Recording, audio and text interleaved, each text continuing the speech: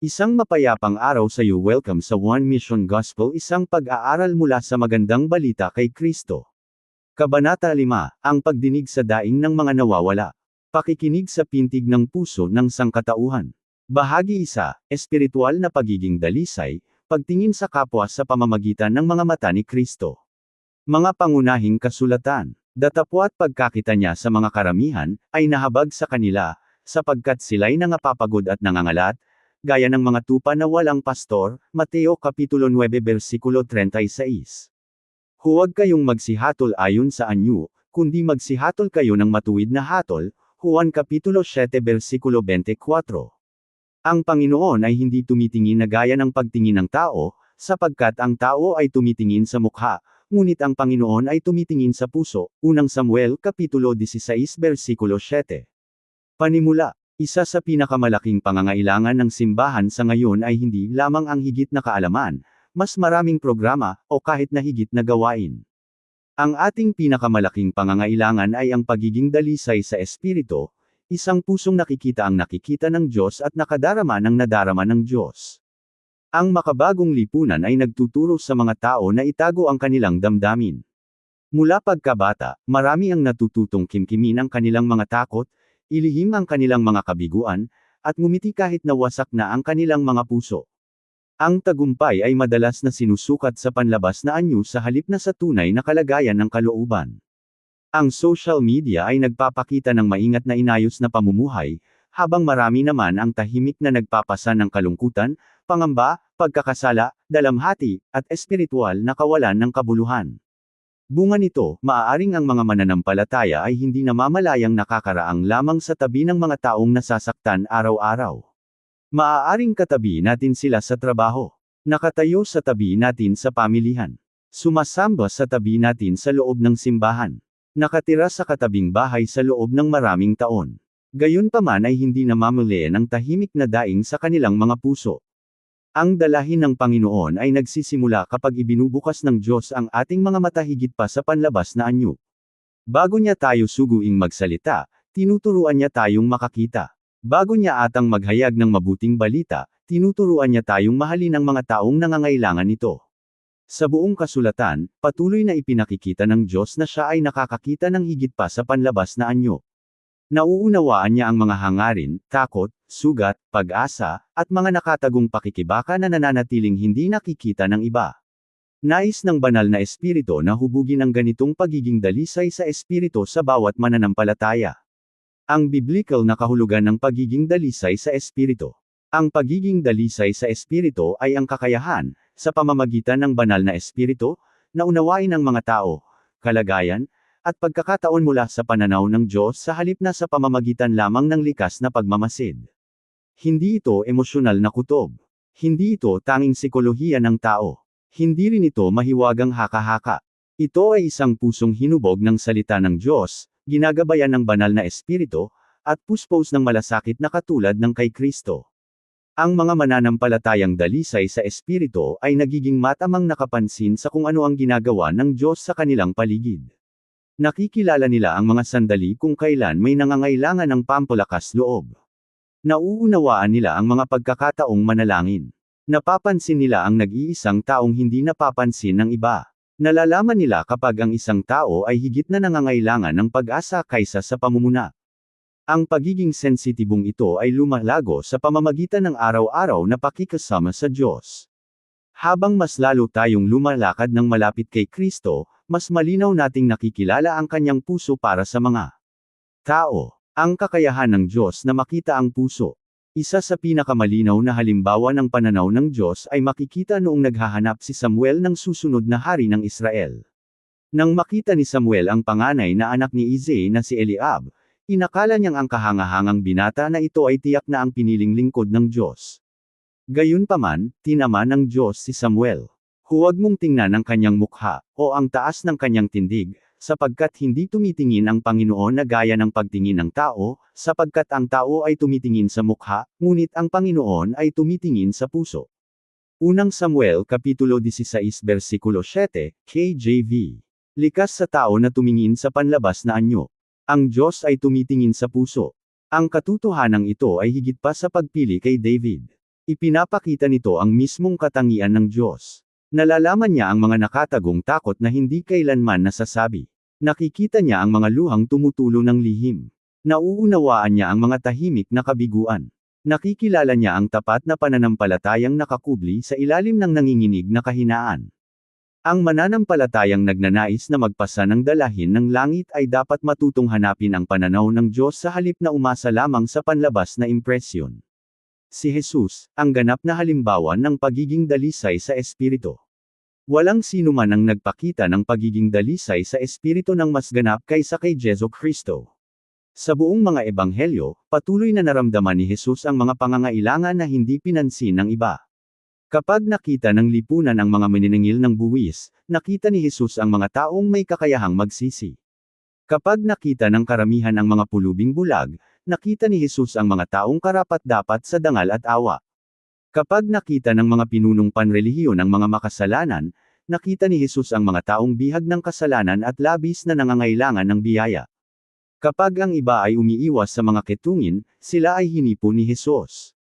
Kapag nais ng mga alagad na paalisan ang mga bata, tinanggap sila ni Jesus.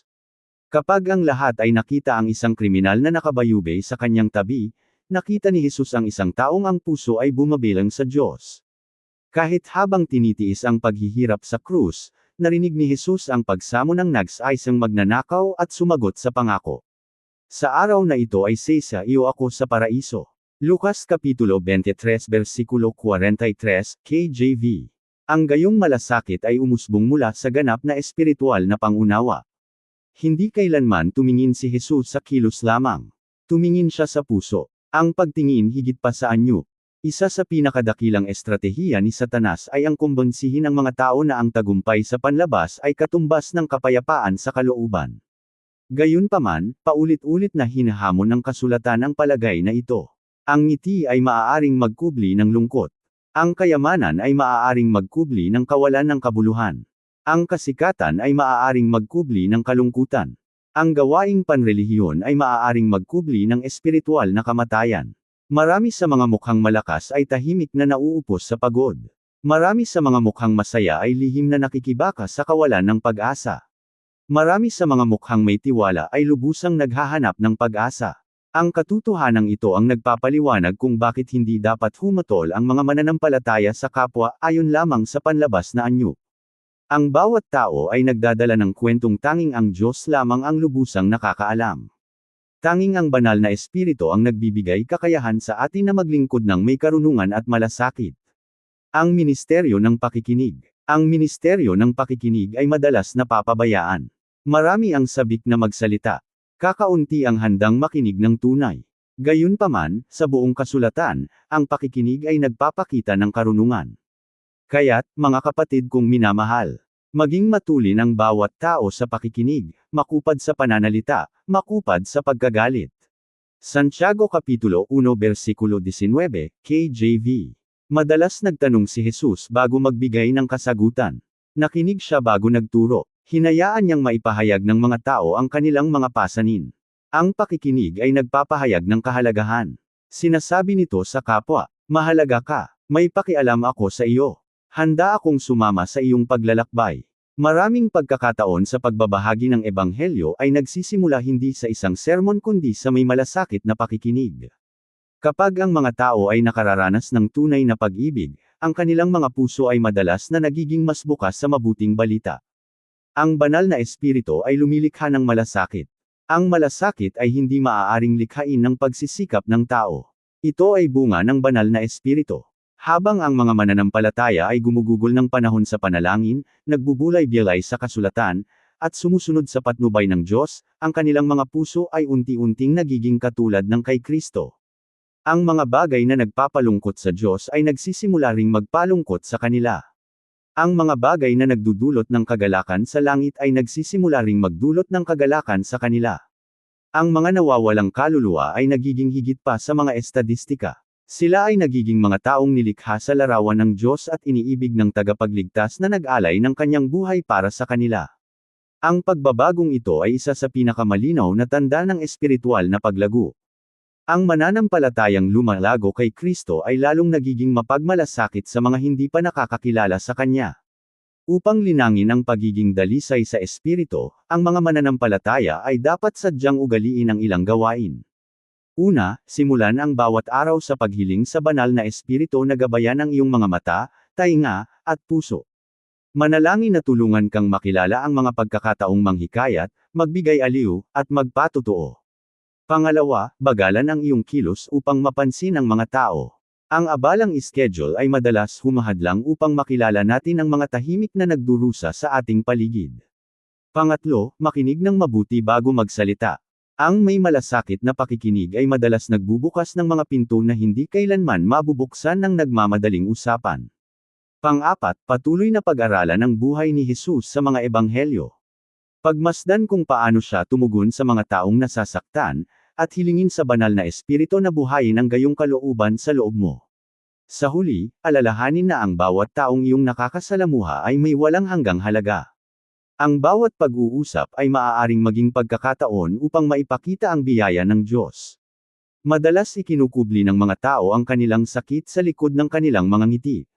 Ang simpleng pahayag na ito ay nagpapakita ng isang malalim na espiritual na katotohanan.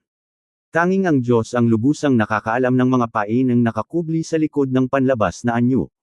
Bilang mga tagasunod ni Kristo, tinatawag tayong maging mga taong tumitingin ng higit pa sa panlabas, nagmamahal ng walang pagkiling, nakikinig ng may pagtitiyaga, at umaakay sa iba tungo sa dakilang pastor na siya lamang ang makapagpapagaling sa bawat sugatang puso. Ang dalahin ng Panginoon ay nagsisimula kapag huminto tayo sa pagtingin sa mga karamihan at nagsimulang makita ang mga kaluluwa. Sinasadya mo bang hilingin sa banal na espiritu na tulungan kang tingnan ang mga tao sa pamamagitan ng mga mata ni Kristo?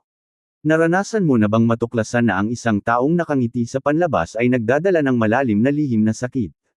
Paano ka magiging mas mahusay na tagapakinig sa iyong pamilya, simbahan, pinagtatrabahuhan, at pamayanan? Anong mga praktikal na hakbang ang maaari mong gawin sa linggong ito upang maipakita ang malasakit ni Kristo sa isang taong maaaring tahimik na nagdurusa? Paano nababago ng pag-alala na, madalas ikinukubli ng mga tao ang kanilang sakit sa likod ng kanilang mga ngiti, ang iyong paraan ng pagbabahagi ng ebanghelyo? Panalangin. Ama sa langit, salamat sa iyong pagtingin ng higit pa sa nakikita ng mga mata ng tao. Nalalaman mo ang bawat nakatagong pasanin, bawat tahimik na luha, bawat takot, at bawat hangarin ng puso ng tao.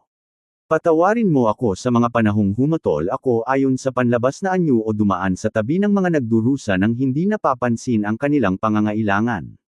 Punuin mo ako ng iyong banal na espiritu at ibigay sa akin ang mga mata ni Kristo. Tulungan mo akong makinig ng may malasakit, magmahal ng walang pagkiling, at tumugon ng may biyaya at katotohanan. Gawin mo akong sensitibo sa mga daing ng mga nasa paligid ko, at gamitin ang aking buhay upang maipakita ang pag-ibig ni Jesus. Naway tapat kong pasanin ang iyong dalahin para sa mga nawawala at wasak na tao hanggang sa araw na humarap ako sa iyo. Sa mahalagang pangalan ni Jesu Kristo, ako ay nananalangin.